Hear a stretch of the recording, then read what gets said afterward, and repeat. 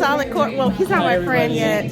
But no, she's gonna come take some classes at Solidcore, and we're gonna work out. And we're just giving her a little tour right now. Yeah, he's giving me a little tour. So I ain't gonna let you know what he's saying, but he's telling me how I can get scoped for 2023. Okay.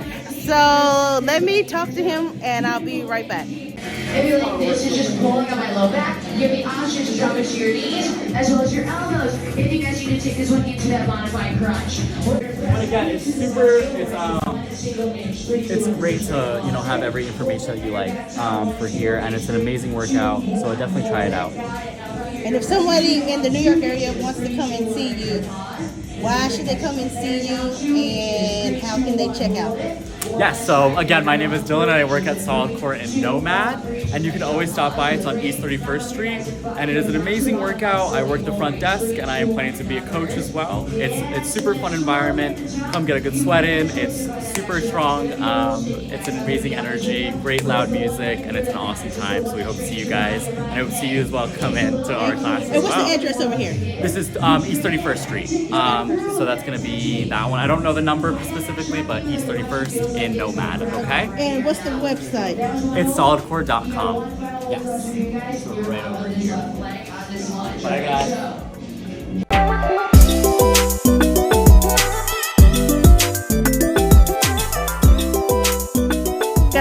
So I basically took a visit to Solidcore. I told you guys that I'm on a journey here to see if I can shed the pounds a little bit. Oh, this light is nice.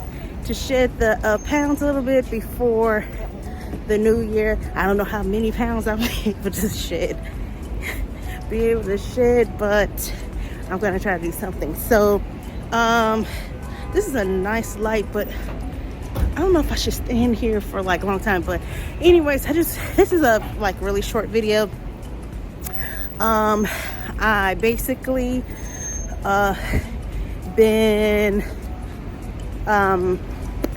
trying to make sure I get the video content up. I've been working on my food intake. As you guys probably seen in a previous vlog, I started with Factor, which has been going pretty well and stuff like that. Also, I've been trying to move a little bit more. So yes, so we'll see how good I do with this particular journey and stuff like that. In regards to what's to come, I have like a little break that's coming up. So I'll probably try to get some rest and probably try to work on some side businesses and see how I can do with that. I've been trying to get back into my entrepreneur journey, so we'll see how that goes.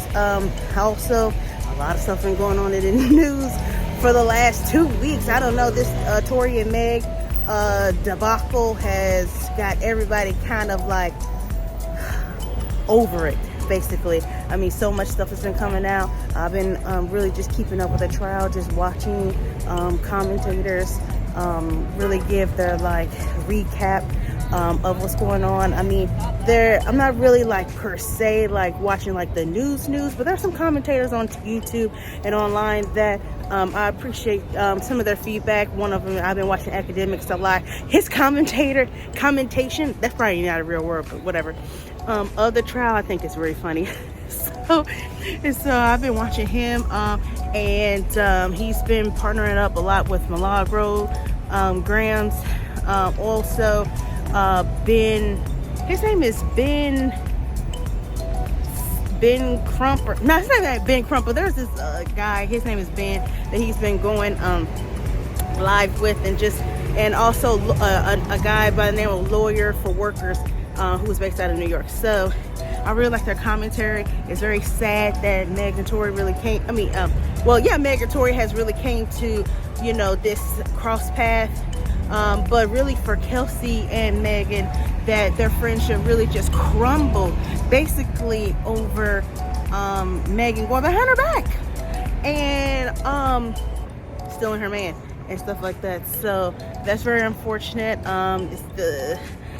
the outcome after all this is said and done, it will be interesting to see how it all plays out. Everyone's trying to look after the, see how the backlash or the aftermath will take place once this trial is done.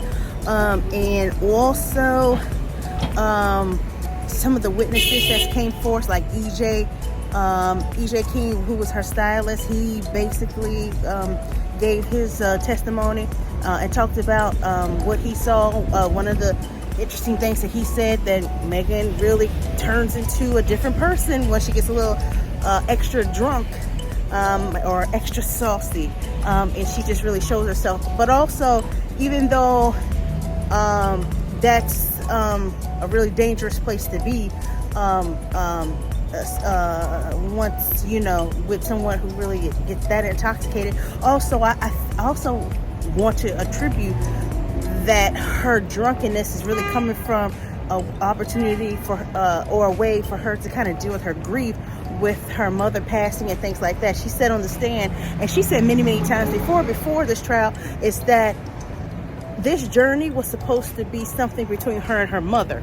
And now that her mother's passed, she kind of just feels like lost. Like, I kind of feel like she's giving me Kanye West vibes, but not like full on like Kanye West vibes. I mean the traumatic after effect of losing a loved one so near and dear to you, that you lash out and just react differently. Just because you're just grieving and stuff like that. I don't really know, and it don't appear that she has really dealt with her grief now that her mother has passed away. I mean, it seems like she got this opportunity to get a record deal. They went full force with her. She was going hard, getting notoriety. She was getting stardom and starting to get known, and then boom, her mother died. And it's like, now I have all this goodness and all this like popularity going on, and I was looking to share this with my mom because she's the one to help me get here, but now I don't have her to share it with me and answer questions. And she's like, I just feel like she's a little lost with all that rambling I just did. I just feel like she's a little lost, which is why I said she gives me Kanye West vibes, because Kanye has been acting out in the same manner since his mother died. I mean, before he was a little bit or more probably I mean, he's still erratic right now, but I think he may have been a little bit more erratic then than he is now, because he also was in a drunken state and things like that. If you guys remember that episode with him at MTV, and he had a bottle of Hennessy and he was with Amber Rose at the time, stuff like that. So yeah, I just hope after this is all said and done, I know that she said on the stand that she was going to therapy, but I just really hope that she does maybe a deeper form of therapy, or just maybe do some other type of therapy to really allow her to grieve and really allow her to kind of get out some of these frustrations, because I don't think this girl has had a break. I think she's been going. She has stepped on the scene, and as we see, sometimes it's not okay to work through your grief. You need time to just let it all out, cry, do all those things. I understand she probably couldn't do that because she had to get it while the getting is good, because she was hot and popping. But if you don't give a person time to like really deal with their grief, because a person needs to have a moment of silence and stillness when you're dealing with like death like that. Trust me, I know. I think Megan's the only child on her mother's side. I'm not for sure, but if she is, regardless of what, if she is or not, I can also attest to losing a loved one, such as your mom. My mother and father both are dead, but I don't know if her father has passed. I think he's still alive, but we're just talking about her mom. Having your mother pass, regardless of what your relationships were, it's not easy. It's not easy at all. And you think that you can just deal with it and put your feelings aside and everything like that by working hard and keep yourself busy, but it really just backfires. on you at the end of the day. I thought that keeping myself busy, going to school, and keeping my, trying to get my classes and keep my head in the books, I thought that that would help me, but my grades plummeted very, very, very badly. I mean, they really went down to the point where I got like suspended from school from a semester. And I did not know that the grieving and the things that was going on with my mom was really the main reason why I wasn't doing and excelling as well as I needed to do in school. I ended up figuring it out, and then after that I just realized I needed to get out of my hometown. I ended up moving to New York to start a new life and stuff like that. But yeah, it's not easy. So with all that said, I don't want to make this video too long, going on and on and on, but I hope like Megan like really finds some solace. I hope after this is all done, she takes her a break. I know there's reports that Party said that she said that Party is like disgusted and just disturbed and all that kind of stuff. Like, things happen. Hopefully they can figure that out. I mean, hopefully this will be an opportunity, if they haven't already, to really have some deep conversations and really just find this as an opportunity for them to get closer and just come together like better as one. Like, if he can't deal with it, then he can't deal with it. You can't force someone to be with you, and you can't force anyone to want to deal with your pain or your troubles. Everyone has their own life, right? So if he feels like he can't deal with it and he's so disgusted and ashamed and not who she thought she is, then he's in his right to move on if that's what it is. And so that's the end of that. But regardless of what, we want Megan to be healthy as possible, because even though I know there's some tales that has been told, and also there was some confirmation to that, at the end of the day, the woman did get shot.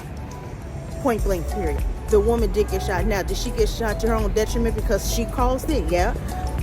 From all the evidence that we've heard and what we've seen, yeah, she caused this. But regardless of what, people need to be adults and be able to control themselves. You don't need to be going around pulling out a weapon or a pistol and be harming people in that manner. It's just like, there's no excuse. So, and then also people need to understand when to control their alcohol consumption too. So yeah, but also Tory putting his hands on them. There was a testimony today from one of the witnesses. I think one of the witnesses' name is Mr. Kelly. He gave a testimony and said that what he witnessed, he saw a shorter man. I thought that was so funny, a shorter man. Clearly that's Tory. But he saw a shorter man putting his hands on the girl. So it was just like, everybody was very violent to each other, and it all just stemmed over jealousy, which wouldn't have to happen in the first place if everyone was honest and truthful. So that's it. So I'm gonna go ahead and get up out of here. I'm not gonna go ahead and make this video any longer. People's like walking by, like looking at me like, what is she doing talking to her camera? I'm vlogging. What the hell? If you did YouTube, you understand, okay? Anyways, I'm gonna go ahead and get up out of here. If you made it this far, please hit the bell notification and click the like button to like this video. Also, make sure you subscribe so you can know what's coming up. Okay, I don't know what's going on here. Make sure you hit the bell notification and hit the button to subscribe. And I will see you guys in the next video. We're halfway through Vlogtober. I mean, this is not Vlogtober, God. We're halfway through Vlogmas, or my consistent posting in December. For the most part, I've done very, very well for myself. I'm very happy, and I'm ready for 2023. So I will see you guys later, and bye for now from New York City. Bye, guys.